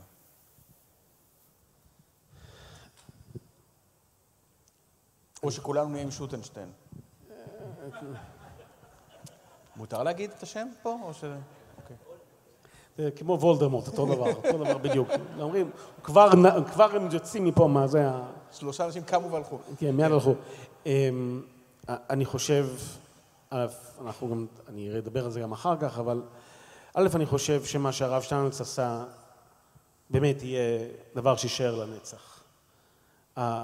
היכולת הזאת לפתוח, להנגיש את הטקסט, להגיד לכולם, אל תתביישו, זה שלו, הקרדיט מגיע לו, והוא יהיה לנצח. אני חושב שהלימוד עצמו יהיה רב תחושתי.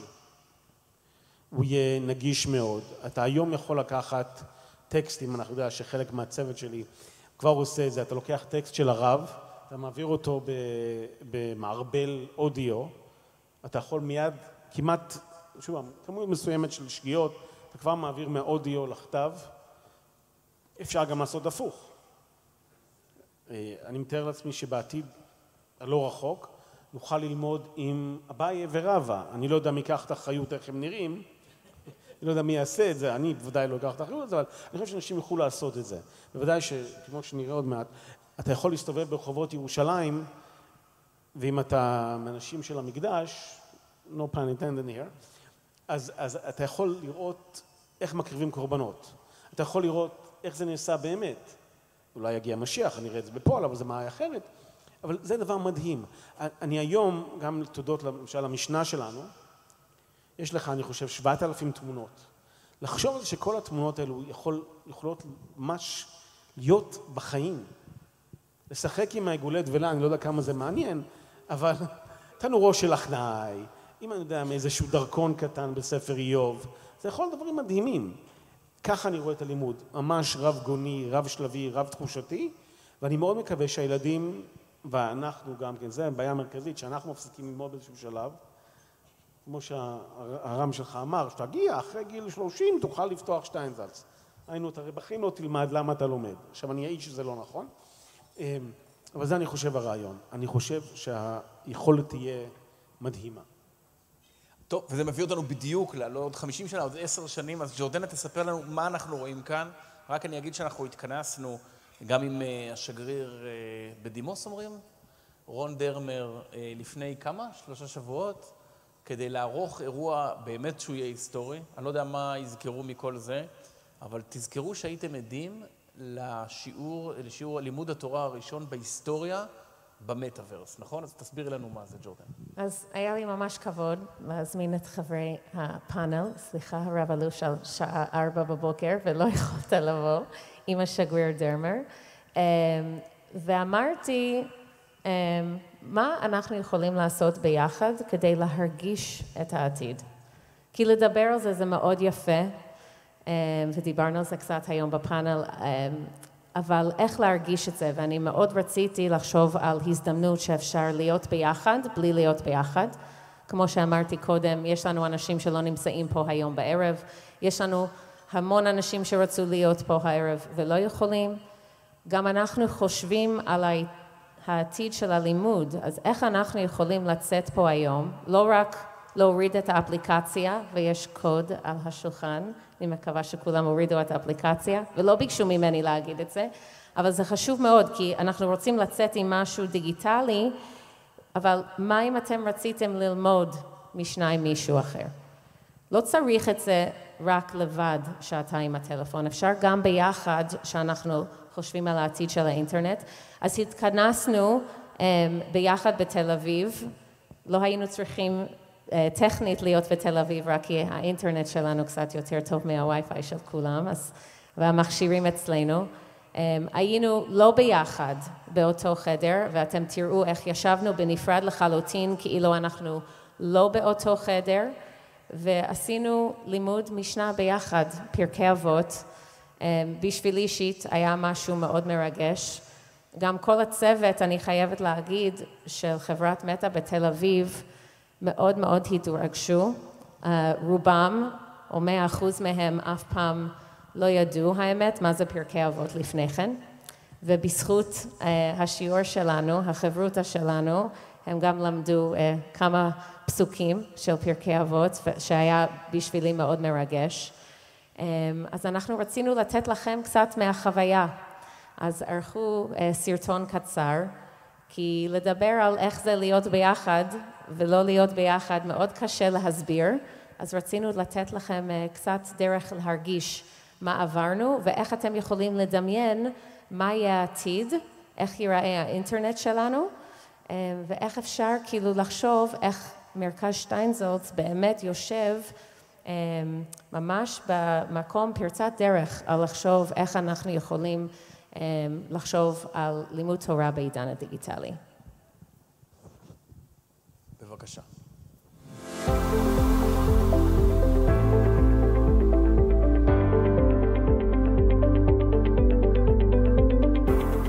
This is a very famous Mishnah. I think most kids learning from one another. Moshe Kibel Torah Misinai, right? So that's the beginning statement. And obviously, we're not talking about the written Torah, right? We're talking about only about the oral Torah, because we know, everybody knows we got a Torah, right? It's part of the story. Moses received the physical Torah from God. That's part of the story. We're not getting now into the reality of what he got and what he didn't get. But in reality, what we're talking here, which is the first card that is being taught here, that the oral law was transferred from Moshe Rabbeinu. That's the entire purpose of this Mishnah. But even if you disconnect, so the next question after that will be, so what do you do with this free time? Right now you don't have a phone, you don't have technology, whatever it is, wearable or not, what do you do with that time? You know, all of us have probably been in Shabbatot where we're all alone and there's no one else around. You know, to have these kinds of experiences before Shabbat, to prepare the Torah you want to learn, to be with other people before, I think helps connect you, you know, or to all Jewish people that might be like separated from other people in a community, whether it be for a longer period or a shorter period of time. I think that's you have to say a bracha, I think. Yes. I think we should. It's the first learning session in history. Absolutely. And I think that is very appropriate to say Shechianu on this kind of thing. It's really a new experience. Such an honor. It's amazing. It's Baruch Atah Adonai Eloheinu melech haolam shechianu v'kimanu v'gianu zman hazeh. Amen.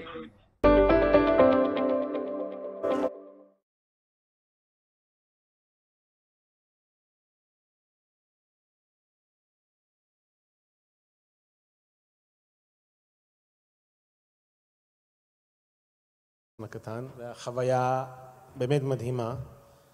זה באמת אחת מהחוויות באמת המרעננות ביותר שהיו לי. שוב, אני אולי לא רוצה לחזור יותר מדי פעמים על זה, אבל באמת מה שעשינו עם הפלטפורמה שלנו, שעדיין לא שמה, ג'ורדנה, עדיין לא שמה. היכולת שלנו עם הפלטפורמה היא להגיע באמת לכל העולם היהודי. אנחנו עכשיו בשלבי שיתוף פעולה עם האתר היהודי הכי גדול בעולם, חב"ד.org, עם ספריה, עם ג'לי, עם מדינת ישראל, עם זה 929, משרד החינוך, משרד התרבות. מנסים להגיע כמה שיותר רחוק. אנחנו מאוד מקווים שנוכל גם לעשות חלק גדול מהעבודה שלנו שקשורה לארכיון של הרב, גם נוכל לעשות אותה נגישה, זמינה וטובה.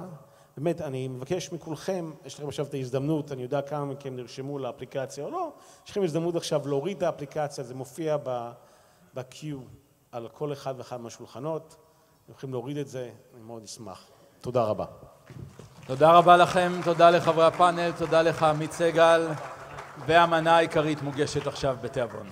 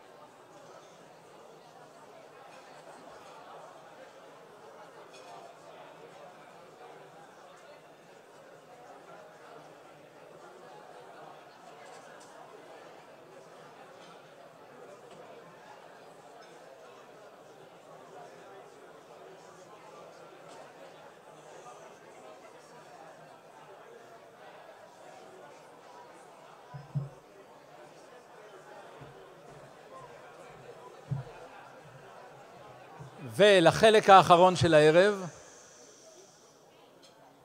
הקינוח, גם בתוכן וגם בשולחנות. נא לשבת לדקות האחרונות, כי עכשיו אני מאוד שמח להזמין לבמה, שוב לחזור אלינו את הרב מני אבן ישראל. מני בו, בשנים האחרונות, מאז שנפרדנו מאביו, מוכיח לנו הרב מני שהעבודה במרכז רק הולכת ומתעצמת, הולכת ומתרחבת. אז ביקשנו ממך, כבוד הרב, לשמוע איך אתה מגדיר כעת את החזון של המרכז בעידן שאחרי אביו, מורו ורבו. מני, בבקשה. רק כמה דקות לפני זה אני רוצה להתחיל כמו שנאמר, להגיד תודה לתומכים היקרים שלנו, אלו שנמצאים פה ואלו שלא נמצאים פה, אלו שנותנים בצורה אנונימית, בצורה לא אנונימית, אנשים שבאמת סייעו לנו במשך כל השנים, אנשים שאהבו את הרב, אוהבים את מה שאנחנו עושים, ממשיכים לתמוך בנו. אני רוצה רק לקחת את ההזדמנות לכמה דקות, לפני שמגיעים לחלק הכי חשוב, שבו אני מדבר, רוצה להזמין את מה שהייתי מעדיף לקרוא חברה שלי, את הגברת ז'ואל אפללו. אני רוצה להעניק לה משהו בשם כל התורמים, ואני מקווה שהיא תמשיך הלאה.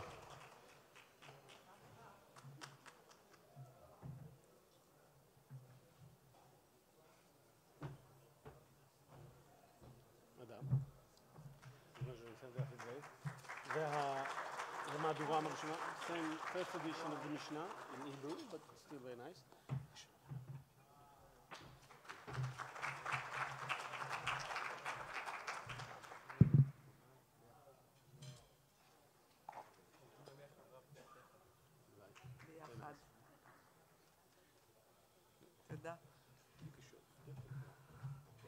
You know, when many told me to do a dinner after the passing away of Ravadin Zichrono le Tzadik le Bracha, I said, a dinner, it's past, it's digital now. We should not have dinner. Maybe we are in pyjama in our room and we eat and we connect. But in fact, it was necessary to see you all again. And really, we are happy to smell the human part before we go back to, or we forward to digital. I like the fact that we can still meet, discuss in person, in flesh, in, how do you say? Blood and flesh, okay. Maternelle Foundation, which we represent, Gad and myself, have met with Srut Ravadin, and Maternelle helped the work to be done with all the other donors that I will not name, except if many want to do it. But it's a connection of souls, a connection of wills, a connection of action, idea, vision. It's part we cannot do alone. And that we have to remember, because we speak about the virtual. I, of course, heard the discussion. It's important that we understand that the translation should be done properly, because I am afraid in the digital world, people will put the application, put the translation, what we call Google or DeepL or whatever translation quick. It will not be the same interpretation or translation. So it's important we start or continue, and we do as Maternelle, continue to help the work to be done until completion, and we can create other things. But as donors, we have to stay together to continue to help the future of Ravadin. Will, vision, action. Have a good weekend.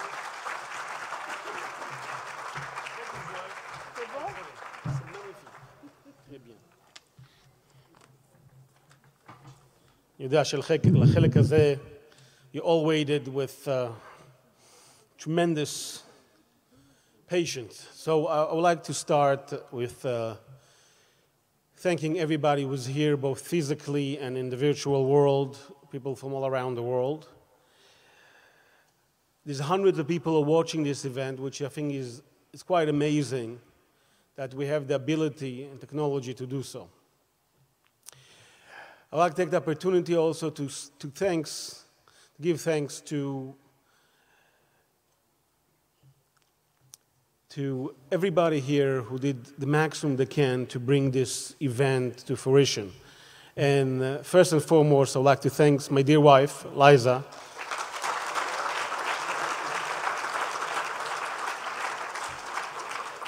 Yes, it's Liza with a Z. Without her, I'm undoubtedly 100% sure this will not happen. In addition, I don't want to sound too much of a bar mitzvah speech. Thank you for my parents for bringing me here. I would really like to thank Danny and Bamak Halacha and their crew. And not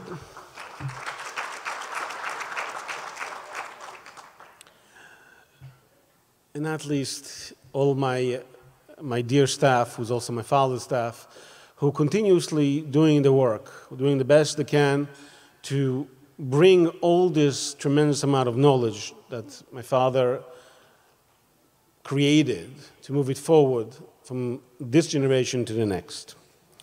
Of course, I would like also to thank all our supporters and donors, whoever they are, whatever they are, and I'd like them, of course, to continue to do so. So as you just saw, we just finished watching a short clip that we saw teaching the first part of Pirkei Avot, which is a very famous Mishnah, starting with the transmission of the oral law and the law from Moshe Rabbeinu till the members of the Great Assembly. I'm very proud that the fact that the Steinsaltz Center is playing a role, maybe even a tremendous role in this chain, in this line of transferring the information from one generation to another. I'm 100% sure if you're talking about the long-term future of the Steinsaltz Center, I'm sure that in 50 or 100 years, or maybe 1,000 years, people remember the work of my father and the work of the center. So, before we head into what I call the present or the near future of the Steinsaltz Center, allow me to share with you an idea, a thought.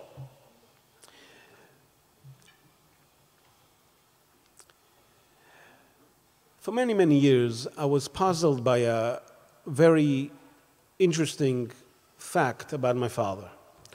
In the 50s and the 60s, my father was a rabbi who was traveling all around the country, giving lectures and speeches from all kinds of audiences. If it was synagogues, yeshivot, kibbutzim, he took role as a member of the Biblical Zoo. He was involved with the Van Leer Institute and others.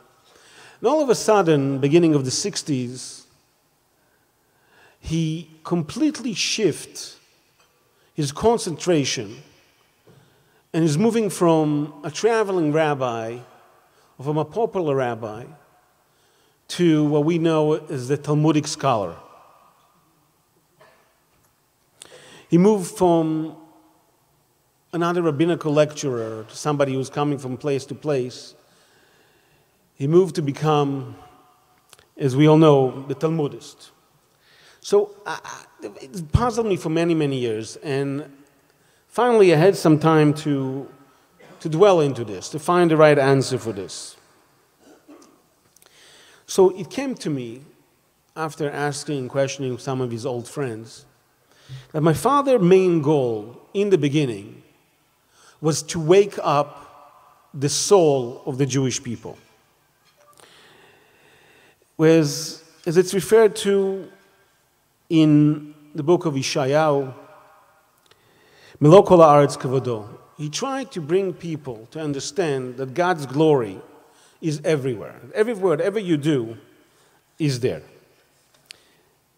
My father wanted to awaken the soul so that she will know that God is the only true existence.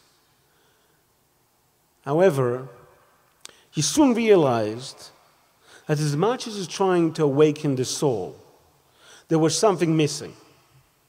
Something of a real substance, which will not only bind the people intellectually to the source, but also give them the tools to continue to do so on their own. And from that realization, that fire that came, and eventually the completion of the unrated Jewish canon, which burst open the gates of Jewish knowledge and made it accessible to millions of people around the world. And we mean it literally. Our partnership, as I mentioned before, with Safaria, Chabad.org 929, mentioned also Chayenu and others, really bring this to thousands of thousands, maybe millions of people. The Steinsaltz Center is working tirelessly to provide further access to Jewish knowledge, finding innovative tools to further the Rav's mission. We recently, as you just saw, if you didn't watch outside, you didn't receive it in your Makor Rishon subscription, you received Mishnayot, entire 13 volumes of the Mishnah were finally published. The Steinsaltz Center, in our what we call Hebrew effort, will do the best we can next couple of years to make learning of Mishnah, understanding of Mishnah, knowing Mishnah, hopefully as popular as learning Talmud. I'm going to tell you something, it's much easier. With the thanks to the 7,000 pictures and the endless amount of information around it, different colors, different shapes, I'm sure it will be an easier experience to everybody. In our English side, we, as you saw, as you heard, we're announcing today the starting effort to make the full translation of both the Mishnah and the Rambam Yad Chazakah, the Rambam Halacha book, translating it also as well to English. We hope, and that's a dream and desire, is to accomplish these two magnificent goals in the next 5 years. After my father passing, we realized, and again, thanks to our staff, we realized how massive the archive he left. Archive of audio, video, and text. I'm going to just give you an example. We have found more than 12,000 texts, PDFs, articles, over 10,000 hours of audio, and close to 3,200 videos. Just to explain how huge, how big is the magnitude of this. From 60 tapes that we found on one mitzvah, on one book, Derech Mitzvotecha, we will be able to publish a book on that sole mitzvah from 60 tapes. So you make the math how many more books we can create. All of this tremendous trove of knowledge will be, Imitza Hashem, as we say it in our language, available, accessible on a platform, and I hope in many other platforms. In a way, this is our digital Sinai. This is our mountain. This is where we're going to give the Torah to the people. This is transformation of my father's famous logo, famous motto, let my people know, to let my people know 2.0. That we may secure the knowledge of all of this to the future generation. As you know, with multitude of researchers, writers, editors, translators, designers, we need your support.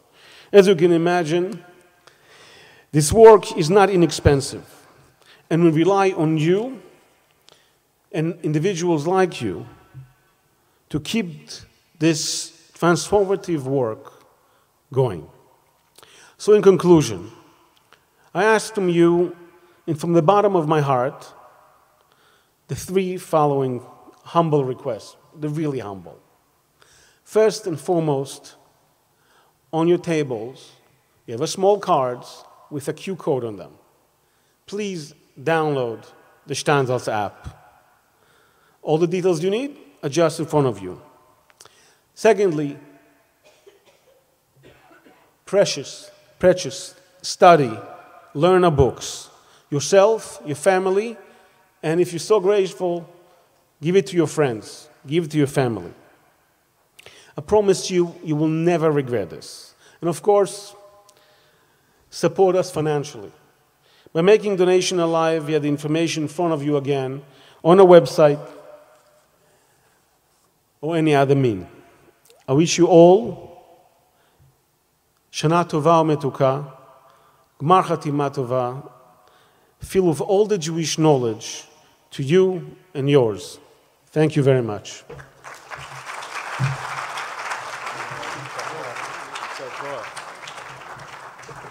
תודה רבה לרב מני, ורגע לפני הכינוח אני שמח מאוד להזמין את שמואל והלל אהרון לניגון שיבנה בית המקדש, אבל תחילה ניגון שמיל שהיה אהוב במיוחד על הרב, ואליו אתם מוזמנים להצטרף. בבקשה.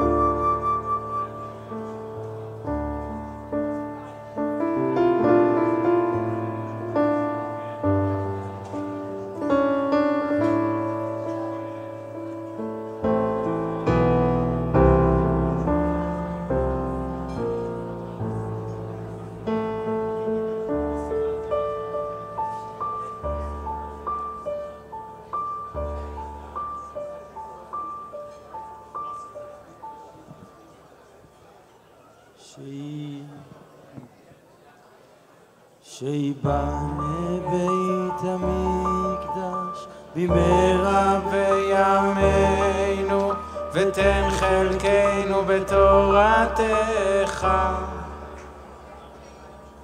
שיבנה בית המקדש במהרה בימינו ותן חלקנו בתורתך.